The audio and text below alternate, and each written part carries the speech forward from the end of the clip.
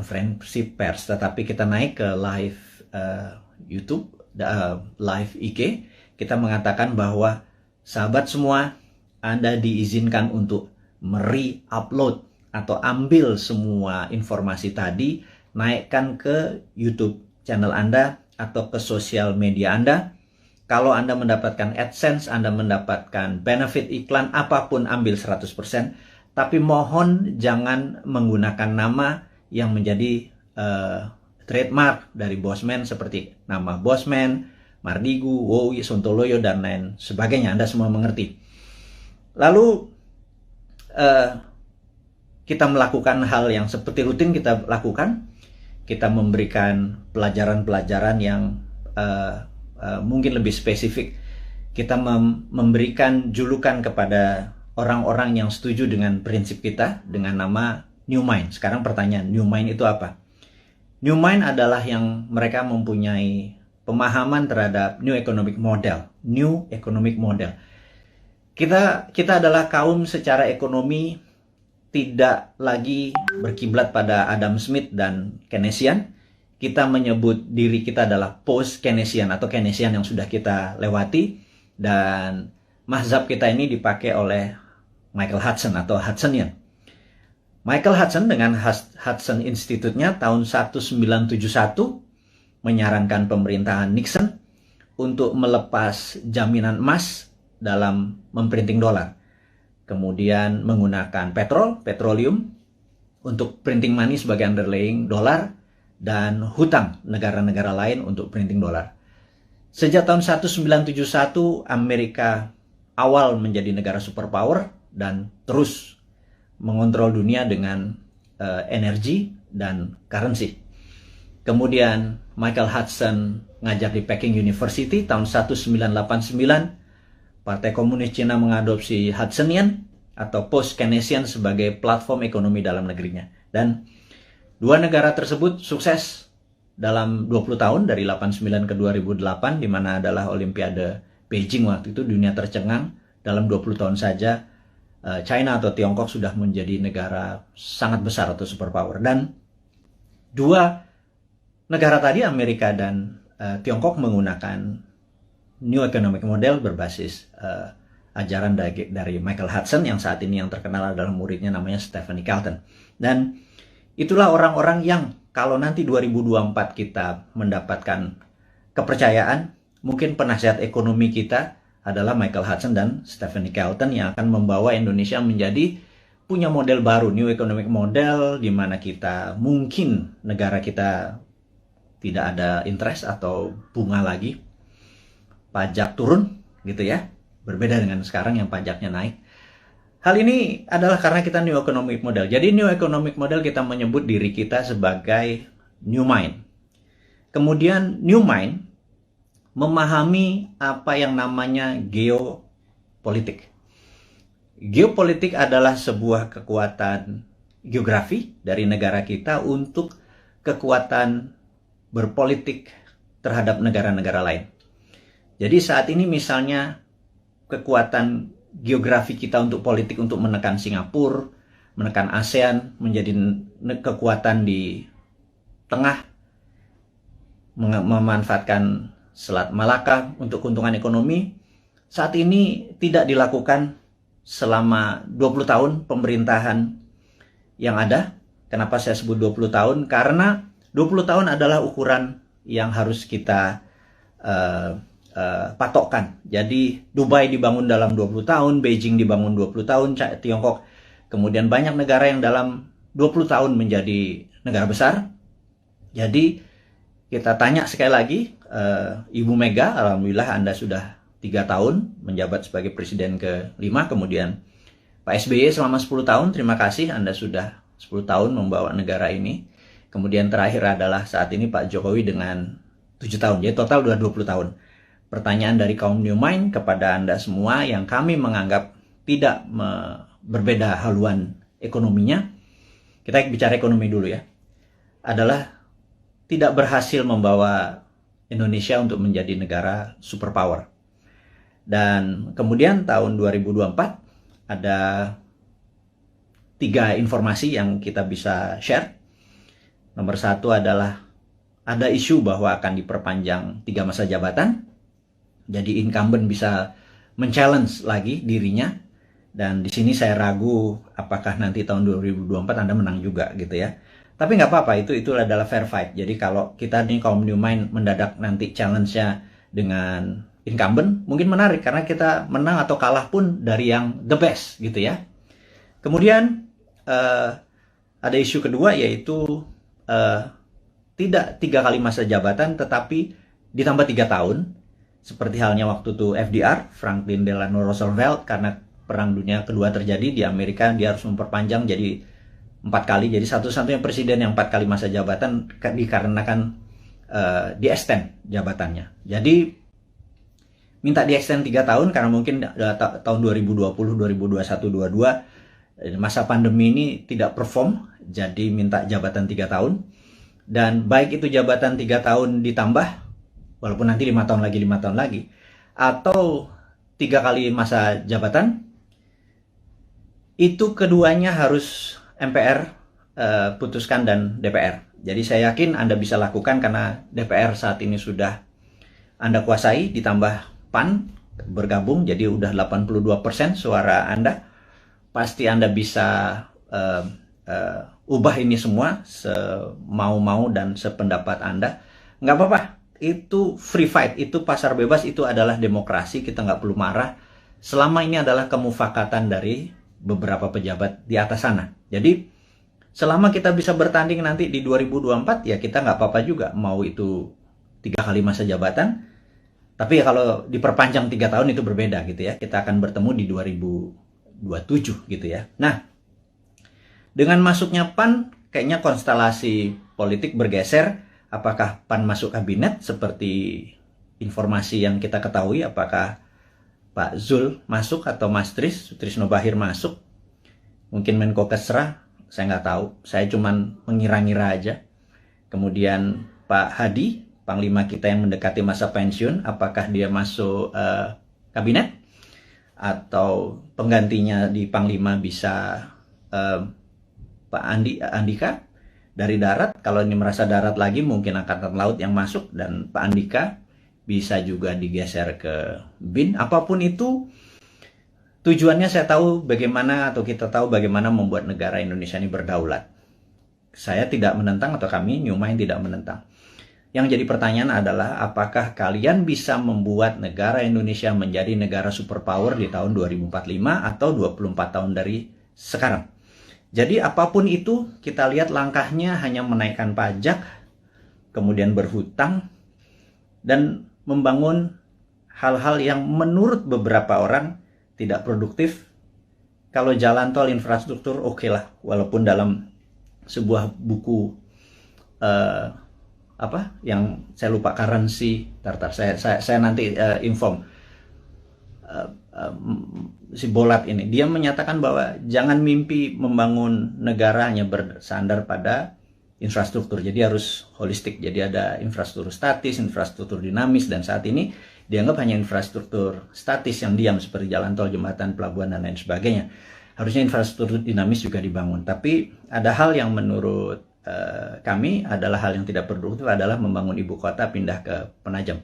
Dan ini produktifnya di mana kita nggak tahu gitu ya. Tapi yang jelas itu bukan hal yang penting, karena bagi orang seperti saya atau kaum New Mind ini yang sangat percaya pada kedaulatan sebuah bangsa, Penajam itu sangat lemah sekali jika ada serangan dari negara lain.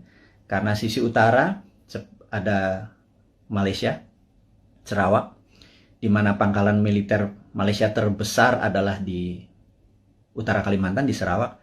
Kalau menyerang Penajam kurang dari setengah jam, bawa bom pesawat pembom rata tanah, dan kita nggak punya perlindungan sama sekali. Jadi saya pikir membangun Penajam, membangun ibu kota, nomor satu adalah harusnya membangun pangkalan militer terlebih dahulu. Pangkalan angkatan lautnya digeser dulu, pangkalan angkatan udara digeser dulu, kemudian darat dan kepolisian harus dipersiapkan dulu, infrastruktur harus disiapkan dulu, baru ibu kotanya. Jangan dibangun gedungnya dulu.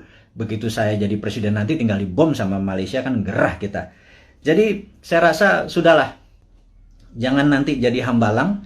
penajam itu lupakan. Ini saran dari New Mind. Wahai yang terhormat kepala negara, jangan dilanjutkan.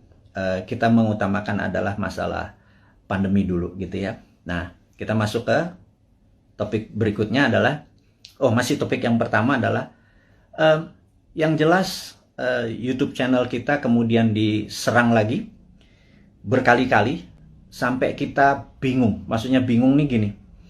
Kita kan punya channel di Santara dengan tagline UKM menang, kemudian Dinaran Official dengan tagline Rupiah menang.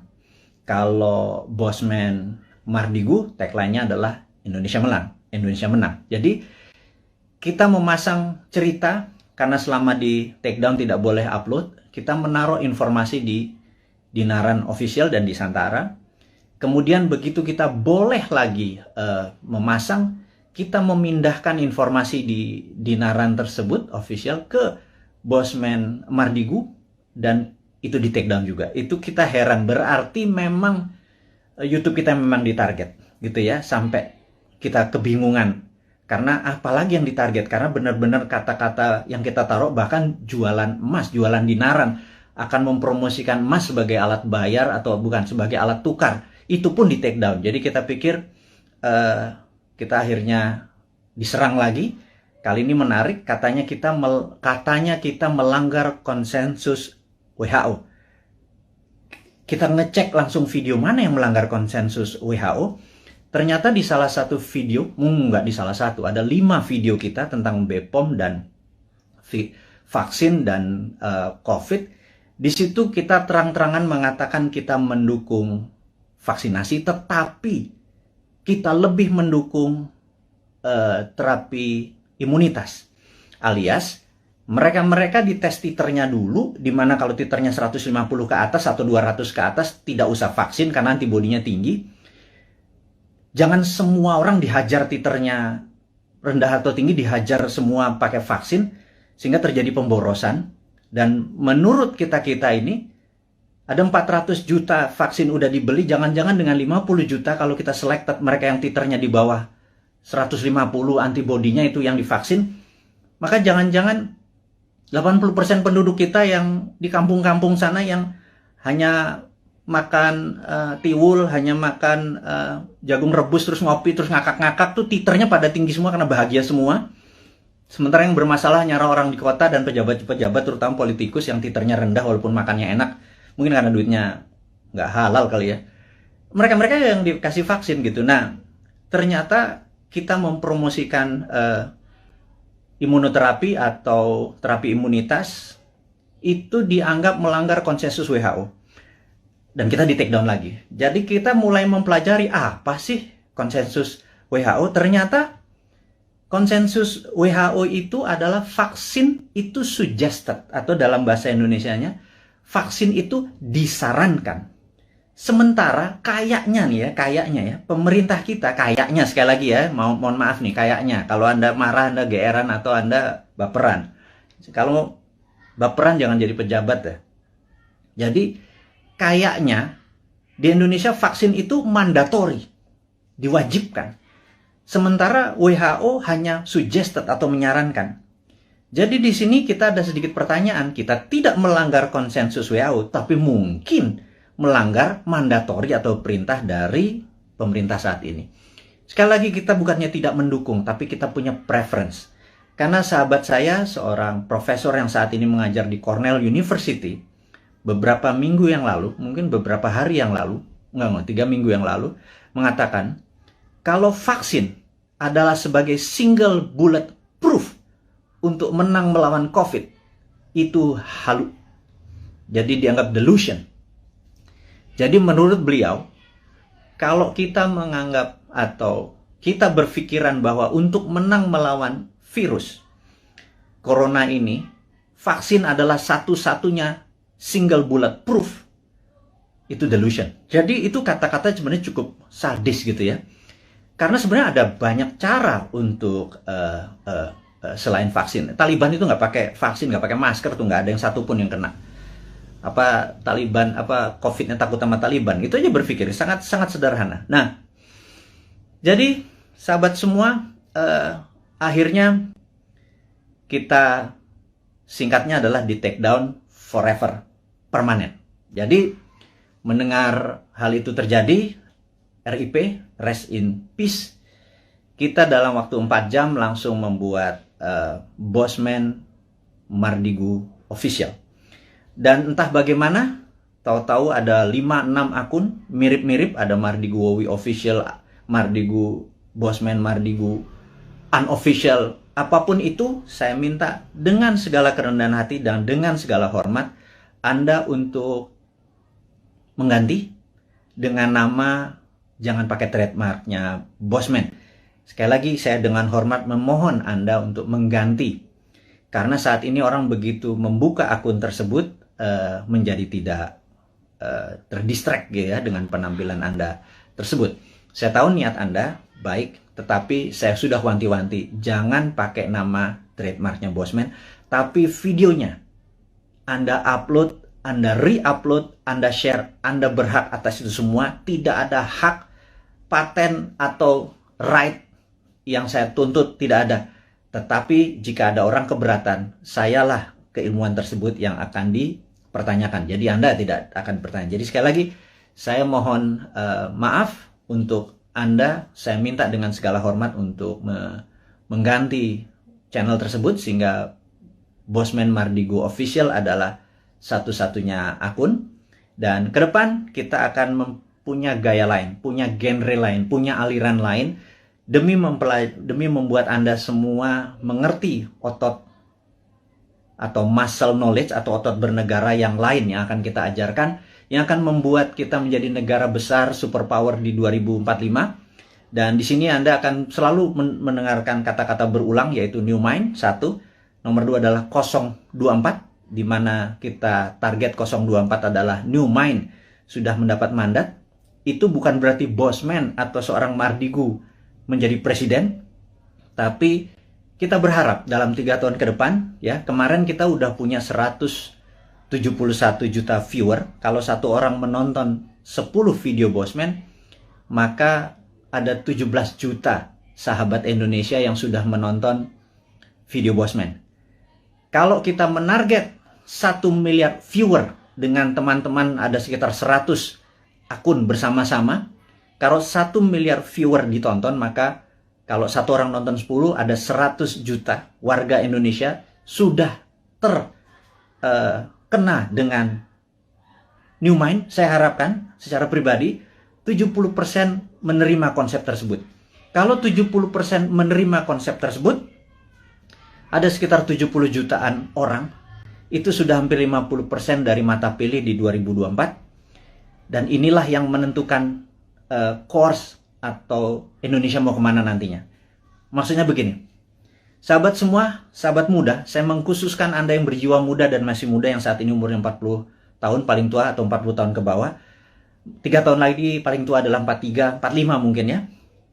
Dan Anda yang berusia 45 tahun ke bawah, di tahun 2024 Anda adalah merupakan 71% mata pilih.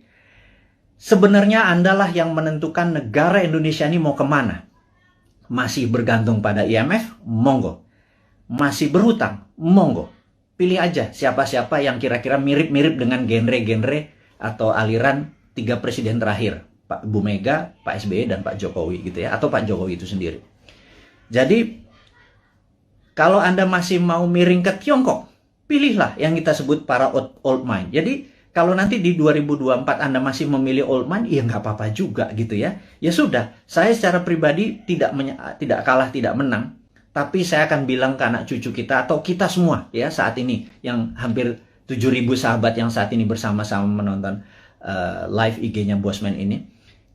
Saya mohon dengan amat sangat, Anda fight untuk hak Anda fight untuk cucu turunan Anda, sehingga nanti Anda berkata bahwa anakku atau cucuku, dulu eyang, dulu mbah, dulu Pak Ade, dulu apapun itu, kita fight untuk membawa Indonesia dengan memberi pelajaran baru supaya Indonesia menjadi negara berdaulat superpower di 2045. Tapi kami kalah. Di 2024 ternyata yang dipilih adalah old mind juga. It worth a fight. Jadi kita bisa punya cerita bahwa been there done that, ya gue kalah gitu ya.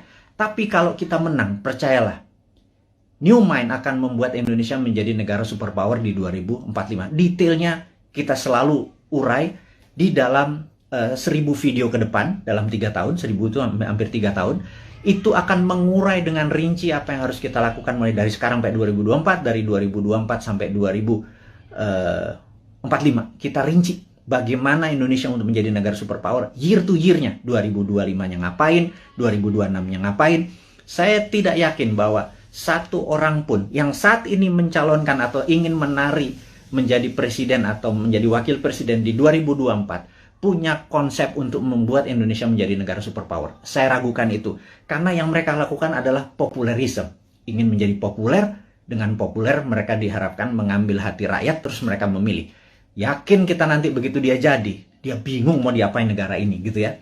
Beda dengan New Mind. New Mind tidak ingin menari untuk menjadi presiden, tetapi konsepnya yang akan kita bawa agar siapapun yang nanti menari di 2024 membawa konsep ini yang akan membawa Indonesia menjadi negara superpower di tahun 2045. Itu 24 tahun dari sekarang.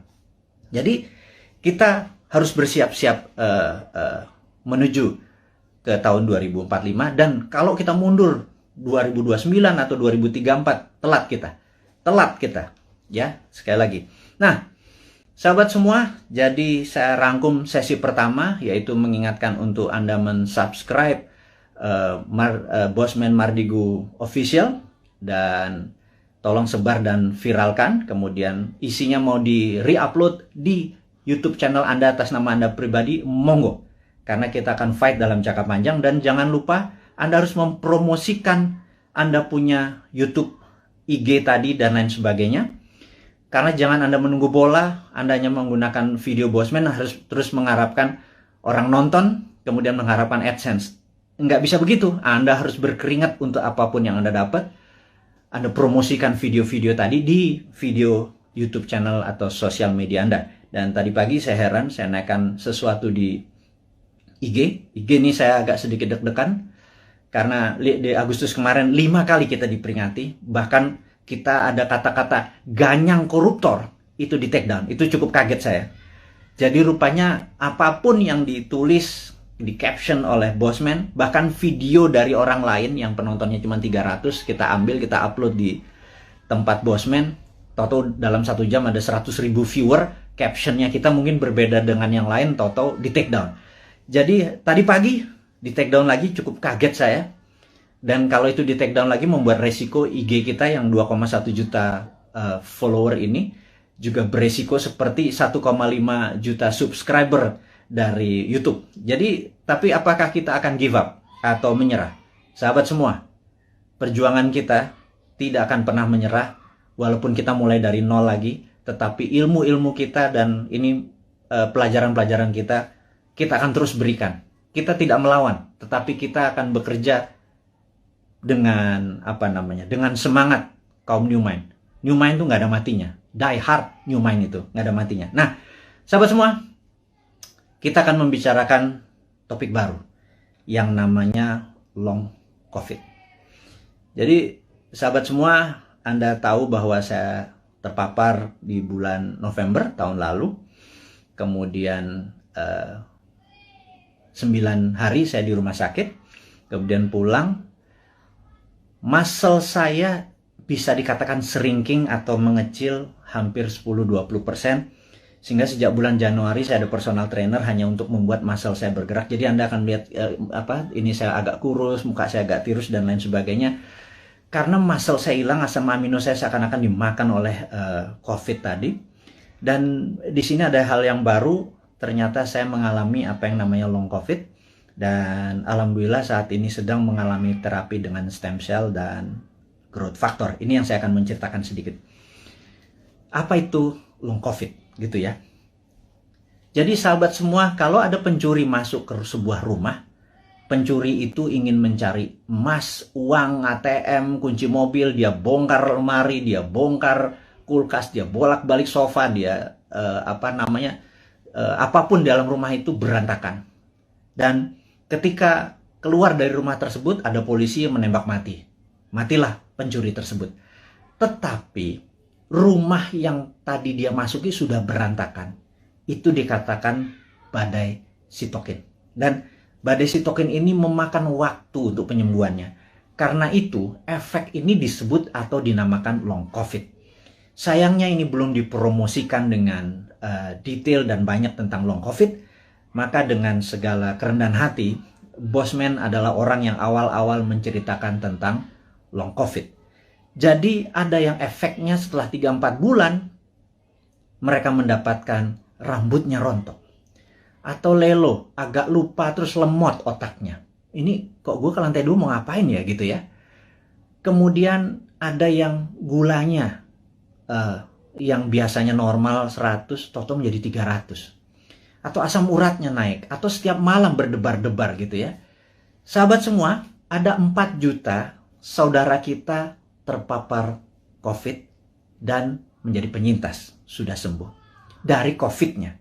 50% katakanlah yang 2 juta itu menjadi normal kembali. Tetapi yang 2 juta ini saat ini mengalami efek long COVID mulai dari yang kecil sampai yang severe atau yang parah.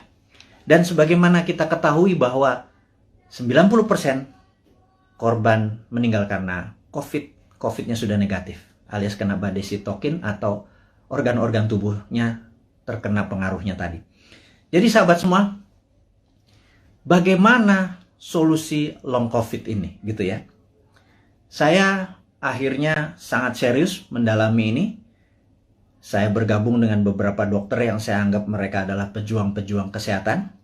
Kami memfokuskan dengan stem cell dan growth factor. Dan alhamdulillah siapapun yang terkena COVID, kami injeksi, kami tidak minta bayaran. Siapapun yang terkena long COVID, kami injeksi, tidak meminta bayaran. Dan saat ini Anda bisa cek di YouTube channel yang nanti akan kita sebarkan dan di IG. Siapapun yang terkena ingin menggunakan stem cell dan growth factor, dan ini cukup mahal. Satu injeksi itu 1 juta rupiah, saya nggak peduli. Kita sudah hampir 3.000 orang kita lakukan dan alhamdulillah sudah hasilnya sangat positif dengan tingkat kesuksesan 98%. Ini akan kita promosikan besar-besaran sebentar lagi. Tentunya setelah kita masih terbatas, tapi ini adalah penyelidikan yang sudah 5 tahun berjalan. Kita gaspol, intinya adalah kita ingin berkontribusi, kita harapkan 1 juta orang.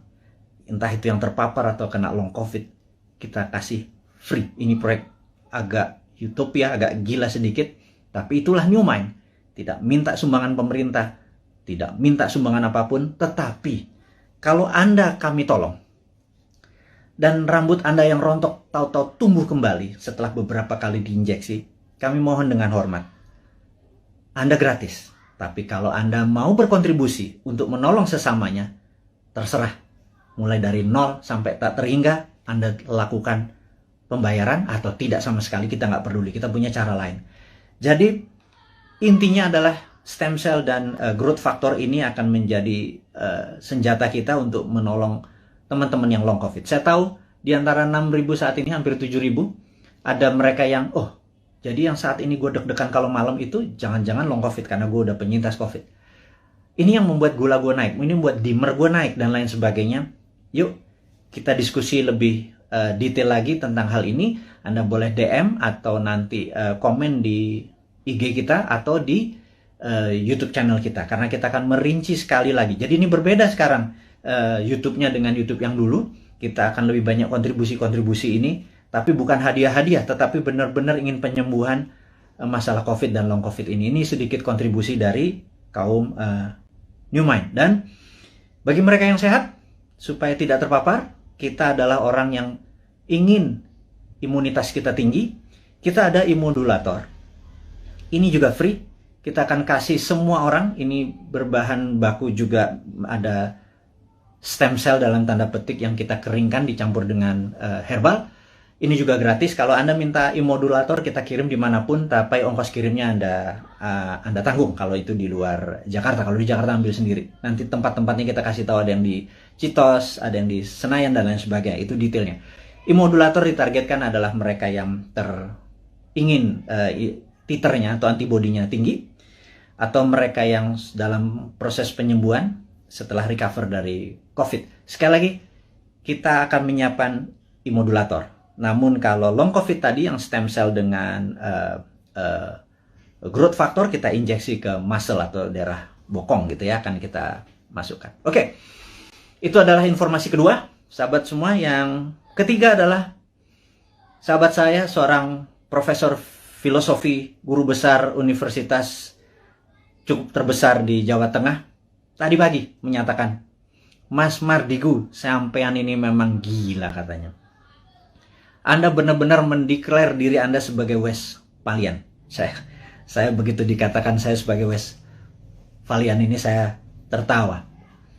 Karena bagi orang seperti saya, no need an explanation tentang apa itu Westphalian. Jadi, tapi saya yakin teman-teman yang masih muda di bawah 40 tahun, mungkin yang memahami Westphalian ini cuman 5-10%. Ya udah, saya review apa. What the hell is Westphalian gitu ya.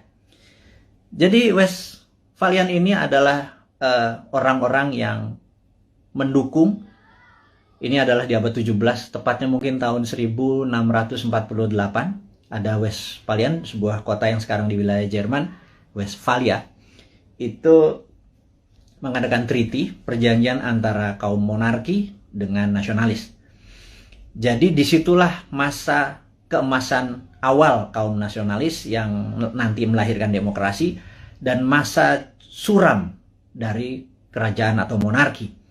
Dan sejak saat itu negara-negara Eropa perlahan-lahan monarkinya makin turun dan berakhir di Perang Dunia Pertama. Negara-negara menjadi nasionalis atau disebut nation state. Nation adalah negara, state adalah bangsa. Jadi negara bangsa adalah pemahaman Westphalian. Kemudian di Perang Dunia Pertama, Westphalian menguasai 80% dunia, monarkinya nggak sampai 20%. Kemudian di 1945, Perang Dunia Kedua, ada 100 negara lahir dan semua adalah Westphalian, sehingga monarki menjadi mengecil. Tapi orang-orang monark ini melakukan memutasi. Mereka menjadi raja-raja seperti Rothschild, Oppenheimer, dan lain sebagainya. Ada 13 raja-raja, keluarga raja-raja, dalam tanda petik, bukan raja beneran, tapi raja ekonomi. Nah, mereka inilah yang mulai menggarap dunia tahun 50-an, 60-an, 70-an terus. Dan mereka yang kita sebut sekarang dengan nama globalis. Jadi globalis ini anti-nation, anti-negara, anti-bangsa. Globalis hanya peduli pada NIK, nomor induk kependudukan. Mereka hanya peduli pada numbers dan sertifikasi. Jadi, saya tidak menentang vaksin, saya menentang sertifikasi. Jadi ini jelas ya posisi saya ya. Saya anti sertifikasi, saya anti dimonitor, saya anti diikuti, dibedah. Kita kemana aja, masuk ke mall, keluar mall, masuk ke sini, kita dibedah, kita diikuti, dan ada nomor serinya. Itu adalah cita-cita globalis dari dulu. Kita sebagai kaum Westphalian yang nasionalis patriotik, kita menganggap bahwa mereka adalah common enemy atau musuh bersamanya. Dan globalis ini di belakang Tiongkok dan di belakang Amerika dan negara-negara lemah. Jadi kita takutkan negara tetangga ini sudah terpengaruh dengan globalis, sehingga kita kaum nasionalis, kaum Westphalian ini ya dibungkam, entah di YouTube-nya, entah di IG-nya, atau kita dibungkam karena mereka tidak ingin semangat nasionalis seperti yang Pak Karno promosikan menjadi penghalang kesuksesan mereka mensertifikasi dan memberikan numbers kepada penduduk dunia. Tapi kata-kata guru besar tadi tentang kita adalah Westphalian dan diserang untuk dibungkam membuat saya tertohok. Intinya adalah benar juga ya. Jangan-jangan itu yang terjadi. Tapi apapun itu, kedepannya kita akan terus memberikan informasi kepada sahabat semua dimanapun Anda berada, dengan ilmu-ilmu kekinian yang tujuannya adalah Anda di tahun 2024 yang 71% ini, saya minta dengan hormat menentukan apakah Anda mau membuat Indonesia menjadi negara superpower di tahun 2045, atau Anda tetap ingin Indonesia menjadi negara mediocre seperti saat ini, di tengah-tengah dan di trap kena debt trap, kita nggak bisa kemana-mana, siapapun jadi presidennya, menjadi pemimpinnya, terborgol sampai tahun 2045. Anda bisa pilih itu semua, dan untuk itu saya mohon dengan amat sangat Anda promosikan ide-ide dari New Mind ini dengan siapapun. Kita challenge ilmu kita ini, kita lakukan studi lebih dalam lagi. Tujuannya adalah untuk membuat Indonesia berdaulat seperti kaum Westphalian atau nasionalis. Tapi kalau Anda memilih menjadi sama globalis, monggo juga 2024 kita memilih enggak, kita bukan nasionalis, kita setuju sama globalis, kita ikut Tiongkok, kita ikut Amerika, kita ikut IMF, kita ikut obor, kita ikut globalis, silahkan juga. Itu ada pilihan Anda. Tapi saya secara pribadi menyatakan diri saya anti globalis, saya Westphalian, saya nasionalis, saya patriotis, dan saya harap mereka-mereka yang mengadopsi New Mind berpendapat bahwa kita anti bunga, deposito kita tidak ada bunga, rupiah kita berputar, dan salah satu transaksinya kita nanti bisa menggunakan alat tukar baru yang namanya emas, di mana cadangan deposito emas kita cukup besar yang bisa menjadi underlying dari transaksi menggunakan emas. Ini adalah prinsip-prinsip New Mind. Sahabat semua, kita sudah bersama-sama hampir 1 jam. Ada 3 topik hari ini yang kita diskusikan. Saya harap video ini bisa Anda tonton sekali lagi untuk memahami maksud-maksud kita ke depan. Kita tidak anti vaksin, kita anti sertifikasi, kita dukung pemerintah dengan vaksinasi, kita dukung dengan strategi menyelesaikan masalah long COVID dan COVID dengan saat ini kita menggunakan stem cell dan growth factor, dan itu sifatnya free, kita dukung. Jadi kita menganggap bahwa vaksin sebagai single bullet proof itu harus ada solusi lain, jangan satu-satunya vaksin, yaitu kita menggunakan solusi dengan stem cell dan growth factor. Yang kedua, kita mengingatkan ada yang namanya long COVID. Long COVID adalah efek setelah terpapar COVID yang saat ini kita duga ada 2 juta sahabat kita, mulai yang terkena dari yang paling ringan hingga yang paling berat. Dan ini akan kita gratiskan semua pengobatannya, dan nanti diskusinya kita ada di DM, di sosmed kita, atau nanti akan informasikan ke YouTube. Terus subscribe YouTube kita, perbanyak YouTube kita, informasinya semua ada di sana. YouTube kita akan menjadi baru, sosmed kita akan menjadi baru, dengan tujuan untuk menjadikan Indonesia baru. Akhirul kalam, saya ucapkan terima kasih atas perhatiannya, mohon maaf lahir batin. Wassalamualaikum warahmatullahi wabarakatuh.